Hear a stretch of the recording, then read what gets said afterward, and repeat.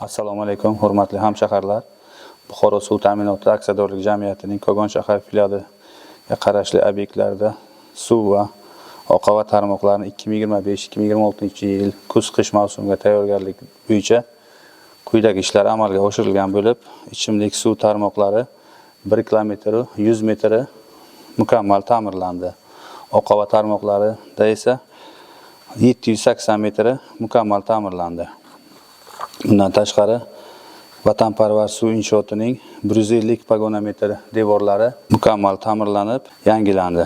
Joriy ta'mirlash bo'yicha suv tarmoqlarini zararsizlantirib yuvish bo'yicha 950 pagonometri yuvildi.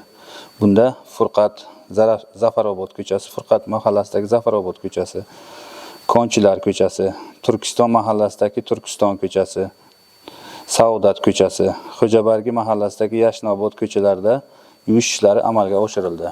Oqova tarmoqlarni zararsizlantirish bo'yicha 6 km 174 metri zararsizlantirildi.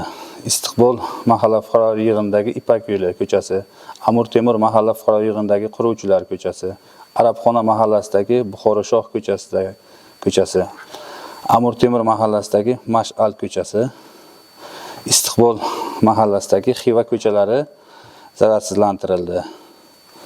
Suv quvurlarini zararsizlantirish bo'yicha 6,6 km amalga oshirildi. Kogon shahardagi markaziy inshootdagi barcha nasos agregatlari va elektr jihozlar va boshqa asbob-uskunalar 2025-2026 yil kuz-qish mavsumiga tayyorlantirildi. Bundan tashqari 2025-2026 yil kuz-qish davrida Buxoro suv ta'minoti aksiyadorlik jamiyati Kogon shahar filiali 100% ga tayyor bo'ldi deb ishontirib ayta olaman.